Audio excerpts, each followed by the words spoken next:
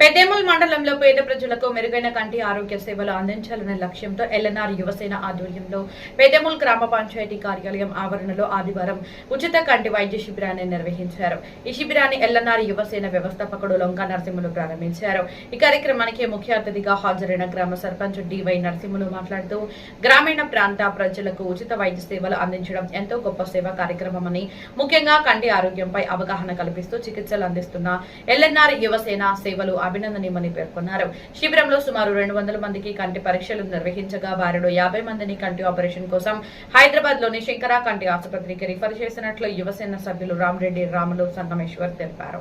మాన్సర్ TV ప్రతినిధి భూమేష్, వికారాబాద్ జిల్లా.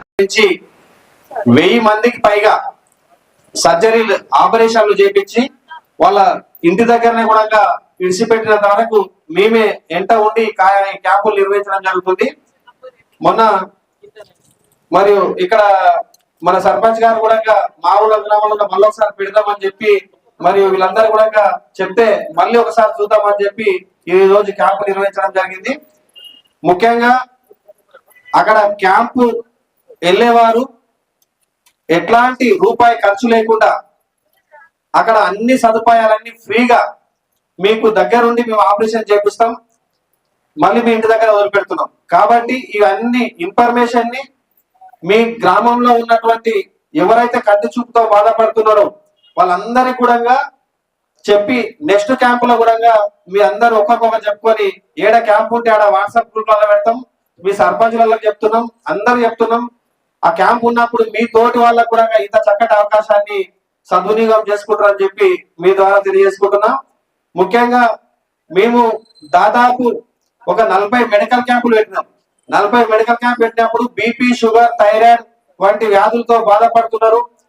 వాళ్ళకి బీపీ, షుగర్ అంటే కూడా తెలియదు. ఇక్కడికి వచ్చినాక తెలుస్తున్నది నాకు బీపీ ఉన్నది, షుగర్ ఉన్నదని. కానీ ఇట్లాంటి చిన్నగా ఉన్నప్పుడే తెలుసుకుంటే మనకు మంచిది. లేకపోతే ఫ్యూచర్ లో మనకి బీపీలో పెద్ద రోగాలుగా దారితీస్తాయి. ఇట్లాంటి రోగాలు బయటకు తీయాలని చెప్పి మా యువసేన సభ్యులంతా కలిపి 35 క్యాంపులు మెడికల్ క్యాంపులు పెట్టాం. ఆ మెడికల్ క్యాంపులలో బయటపడేది ఏంటంటే మా కళ్ళతో బాధపడుతున్నాం, మాకు మోకాళ్ళ నొప్పులు అవి కళ్ళుతో బాధపడితే క్యాంపు గా రానికి కూడా ఇది అవుతున్నది.